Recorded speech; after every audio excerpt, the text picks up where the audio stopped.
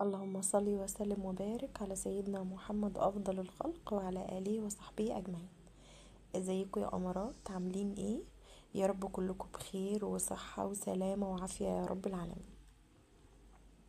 إيه آخر حاجة بقى في رمضان؟ خلاص آخر ترتيبات بقى. انا انا ما جيب، انا مش هجيب معاكم ان انا وانا بعمل الاوض، لان انا عملتها معاكم قبل كده، فانتوا اكيد شفتوا انا بقى طريقة ترويقي فيها.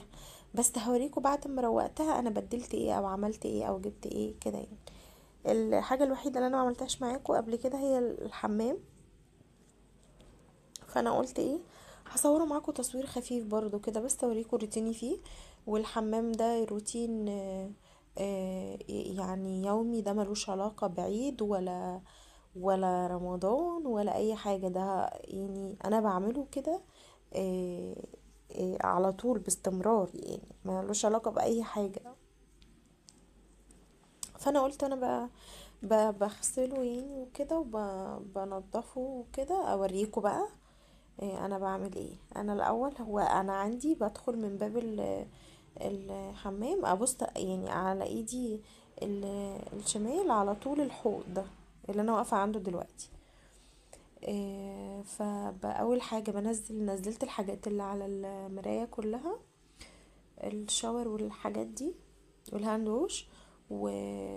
وبعدين قلت اغسل المنظمات دي انا معلقاها كده على الحيطه بمسامير، يعني يعني خرم لها بشنيور، ومعلقينها على الحيطه وحاطين فيها حاجات.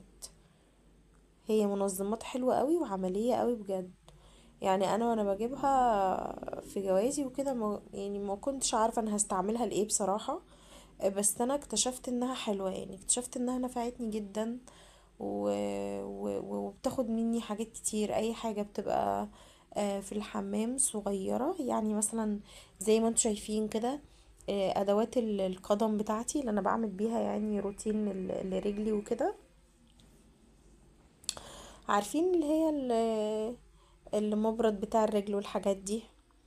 آه، لو معايا مثلا حاطه فيها برضو زي الغسول بتاع وشي، والبلادنج اللي انا بغسل بيها وشي. في واحدة مخصصة لزوجي، حاطط فيها ماكينات الحلاقة بتاعته وحاجات تخصه. اهو زي ما انتوا شفتوا انا كده خلصتهم التلاتة، غسلتهم كويس وحطيت الحاجات فيهم وبعلقهم بقى زي ما انتوا شفتوهم كده متعلقين. دي متعلقة جنب الحوض برضو بالظبط. دي فيها فرش الأسنان والمعجون الصغننة الكتكوتة دي بتاعت كيتي دي، انا بحبها قوي. بحط فيها فرش الأسنان والمعجون، برضو بغسلها كويس. انا بقى وانا بغسل الحمام بغسل يعني بغسل كل حاجة، الحاجات اللي احنا بنحط فيها اي حاجة كله ما بسيبش اي حاجة فيه. والتنظيف بتاعه ده روتين، يعني بيتغسل مرتين في الاسبوع او 3 مرات كمان. ما ملوش علاقة ابدا بعيد او كده. لان الحمام مهم جدا جدا ان هو يتغسل ويتعقم. تمام. دي المراية اللي فوق الحوض. هي ما هي لا هي ملزوقة، مراية ملزوقة مش متعلقة. بغسلها كويس برضو وبغسل المكان ده. انا اللي انا حطيته في البولة قدامكم ده كان كلور و كلوركس، كان كلوركس. وبحط شوية مية بس كده يعني وبعمل بقى بغسل ال- الليفة اللي هي السلك دي، اكيد كلكم عارفينها يعني. بنضف بيها كويس جدا بقى. بعمل بقى ايه، آه، يعني بغسل واشوف كده وباخد بالي برضو، وانا يعني بعمل بالمية عشان لا يكون في يعني وشاش الكهرباء او كده، ناخد بالنا من حاجة زي دي جدا عشان ما فيش مية تدخل جواها وكده. انا كده كنت غسلت الجزء اللي فوق الحوض، هغسل بقى الحوض. بغسله كويس جدا بالحنفية كل حتة في الحوض، ما بسيبش حتة فيه ما بغسلهاش. بغسله كويس، وبرضو بشطفه، وبعدين بغسل البانيو. آه، وبقى يعني وبغسل الأرضية بتاعته كويس، يعني في فرشة للأرض، بغسل بيها الأرض، برضو بدعك بيها الأرض قبل ما أعمل. هو والله الحمام الأرضية بتاعته كل يوم بتتغسل وتتسيق، يعني قصدي بدعكها بالفرشة وأسيح يعني كل يوم، مش لا ده كل يوم حرفيا. أرضية الحمام دي بتتغسل. عشان كده أنا بستبعد إن أنا أحط فيها أي فرشة أو كده، لأنها بتتضل بسرعة مني جدا.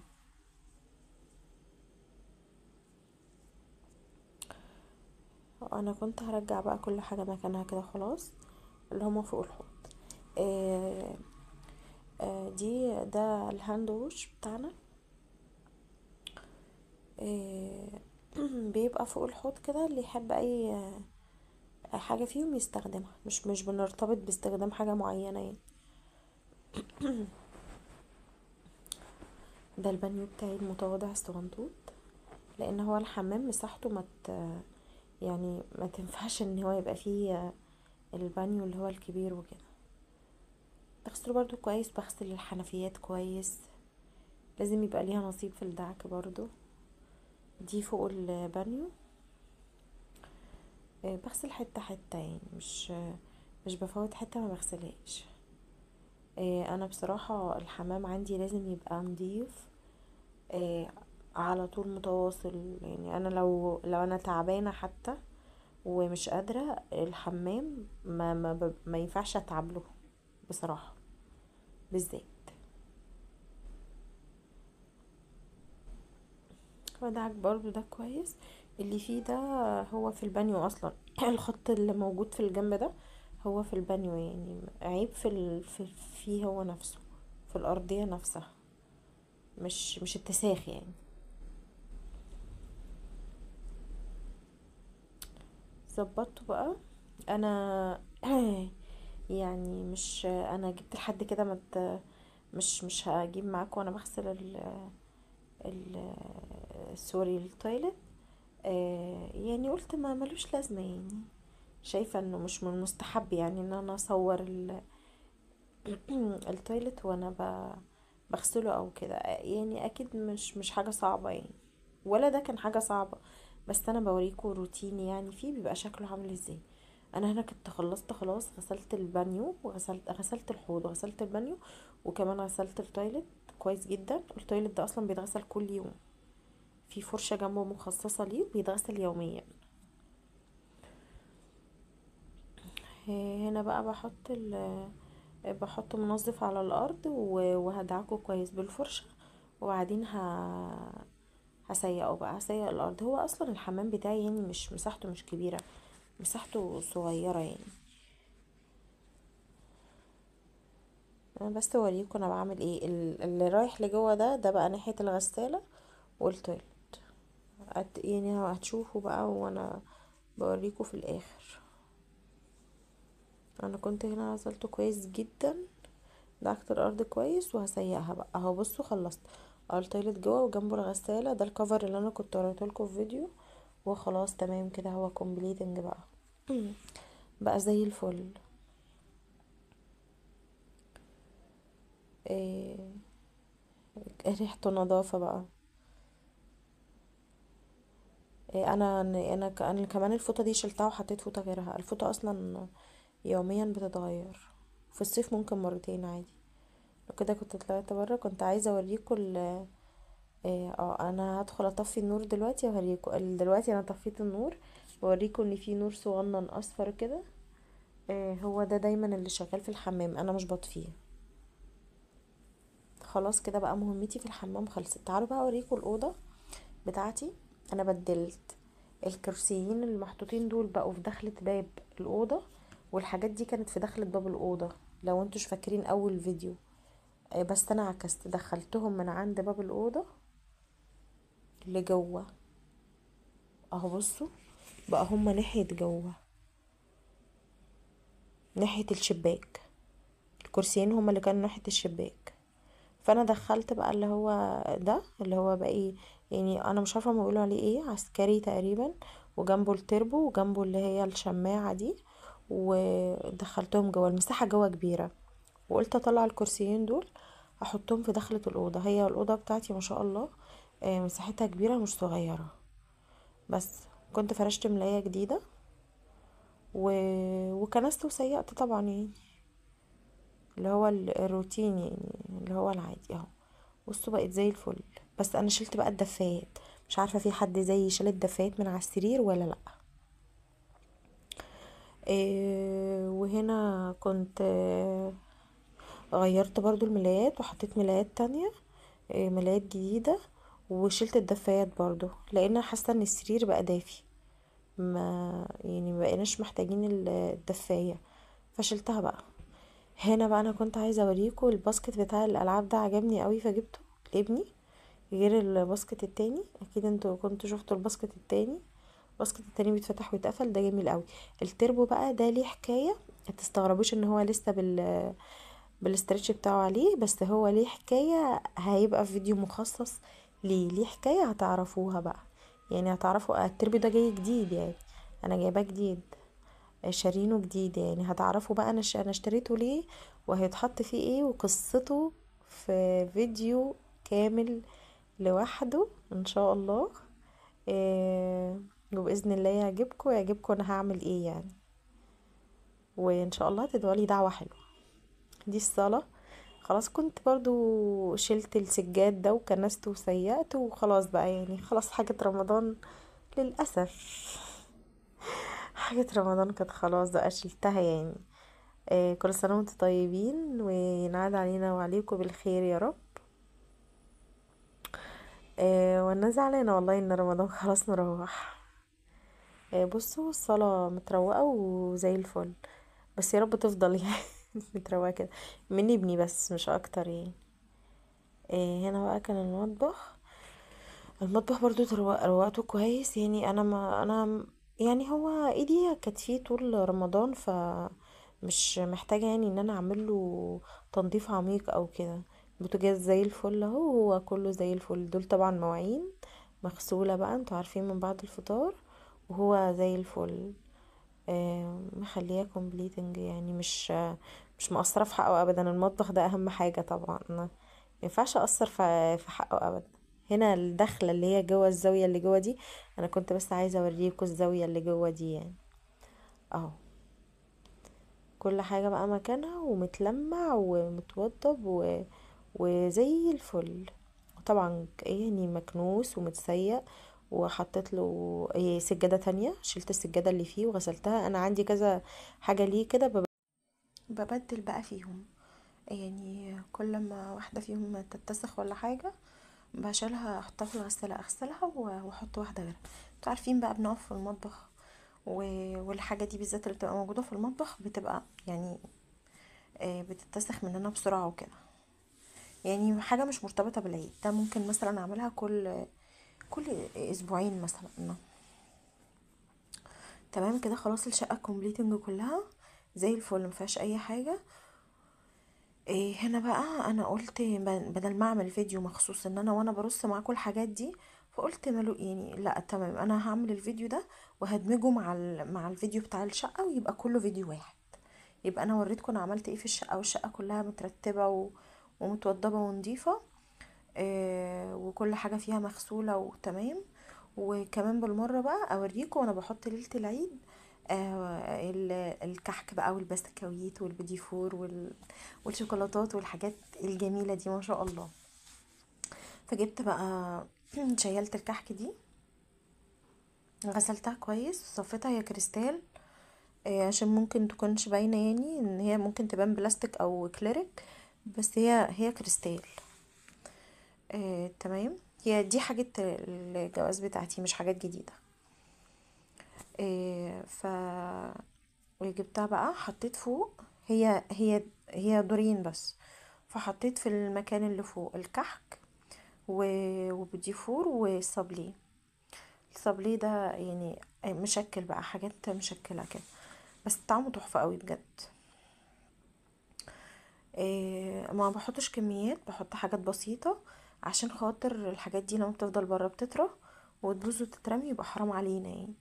وحتى برضو اللي بيتبقى في الطبق ده انا في الشيالة انا مش بسيبه مكشوف، لازم اغطيه. عارفين الغطا اللي هو الشفاف البلاستيك ده اللي هو بنغطي بيه الاطباق اللي بندخلها التلاجة عشان الحاجة اللي فيها ما تنشفش او كده؟ بغطي بيه بقى، يعني بغطي بيه بقى. عشان ايه؟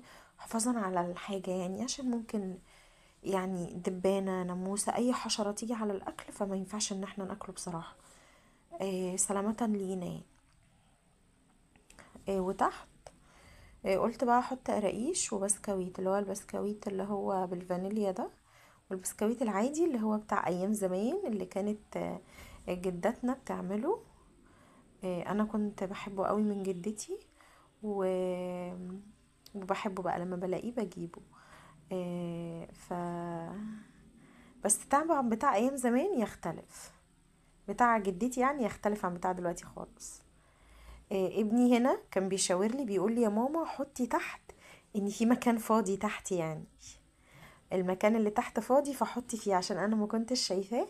فهو كان بيوجهني بقى بيقول لي المكان ده فاضي والمكان ده فاضي، فبيشاور لي احط فين بالظبط عشان الطبق يبقى مليان يعني. هنا بصوا دي بونبونيرة، البونبونيرة دي والطبق ده اللي هو الفاضي اللي قدامكم ده، وفي طفاية كمان، التلاتة طقم واحد. ده طقم كريستال واحد نفس الشكل ومن نفس الكريستال. الطبق ده انا ما بستخدموش طبق فاكهة خالص، لان انا عندي طبقين تانيين، واحد محطوط على البار وواحد بيبقى محطوط على الترابيزات دي. هم بس هم كريستال في نحاس، هم دول اللي انا بحط فيهم فاكهة، وهم دول اللي محطوطين بره قدامي. لكن الطبق ده انا مش بستخدمه خالص بصراحة، وهم اصلا محطوطين في البار. محطوطين في البار ليه؟ عشان ابني ما برضاش ان انا اطلعهم بره على الترابيزة بتاعة الصالون، سلامة ليه هو الاول، وسلامة ليهم برضو عشان لو حاجة وقعت فيهم اتكسرت هتعوره، ده طبيعي. فبحاول ان انا ابعده عن اي حاجة فيها ازاز، عشان يعني لا قدر الله ما يحصلوش اي ضرر. فطول الوقت عيناهم لما بحتاجهم زي الوقت ده كده بطلعهم طبعا وبحطهم، بس برضو باخد بالي كويس جدا ان هو ما يحاولش ان هو يجي ناحيتهم يعني. البومبونيرة بقى انا اخترت ان انا احط فيها الشوكولاتة اللي هي شوكولاتة صريحة، شوكولاتة بس. الشوكولاتة والتوفي اللي هي بتاعت اكليرز دي، والتوفي واللي هي بتاعت رافائيلو دي اللي هي جوزة الهند، والتوفي اللي هي بتاعت الكراميل، وفي توفي تانية شبه الجيلي كولا كده، شفتوها بقى في المشتريات وكده. وقلت الطبق ده هحط فيه الشوكولاتة اللي هي البسكوت بس برضو. تمام، فحطيت فيه الشوكولاته البسكوت اللي هي المدوره دي الاول، دي اللي هي اسمها كاردن، حلوه قوي البسكوته بتاعتها حلوه، والشوكولاته بتاعتها شبه كابري حلوه جدا. وحطيت كيت كات وفلوتس ومندولين اللي هما الاصليين مش الشعبي. وحطيت برضو بقى اللي هما التقليد بقى منهم، انا مش جايبه منهم كتير اصلا التقليد دول، جوكات دي اسمها تقريبا جوكات، وفي زي الوافرز كده تانية برضو. والبسكوت بقى اللي هو بتاع إيلت، والبسكوت بتاعت باولا. احنا بنحب اللي هي الورقة الحمراء، في منها ورقة خضراء وورقة زرقاء، ورقة بينك تقريبا. بس احنا مش بنحب بقى غير دي اللي بتبقى ورقتها حمراء، دي هي اللي احنا بنحبها. وحطيت ميجا برضو، ميجا دي برضو بسكوتة كده مدورة، وفيها كراميل، بس جميلة قوي برضو. بس ده الطبق ده بس للشوكولاتة البسكوت، والبونبونيرة للشوكولاتة بس والتوفي. هنا دي بقى بتاعت المكسرات بتاعتي. هي اكليريك كده بس، جميله، الخامه بتاعتها جميله قوي. انا ما كنتش صورت معاكم ان انا جبت مكسرات لان انا اخرتها، جبتها بعدها، قلت عشان ما تطراش وكده. انا كنت جبت السوداني بس، فكنت اخرت المكسرات على ما جبتها، فقلت مش لازم ان انا اعمل فيديو او كده عشان ده يعني. ده الكيس ده مكسرات مشكله، فيها فيها كاجو وبندق ولوز وفستق وعين جمل. وطبعا ليكي حرية الاختيار بقى، تاخدي نص، تاخدي ربع، تاخدي تمن، تاخدي كيلو، مشكل زي ما انت عايزة يعني. مش مجبرة ان انت تجيبي من كل نوع حاجة، لا ممكن تاخدي يعني حسب ما تختاري الكمية بتاعتك مشكلة، ودي حلوة قوي بصراحة، يعني بتفرح الأطفال حتى لو هتجيبي تمن. هو تقريبا النص ب380، يعني الربع تقريبا ب100 و80.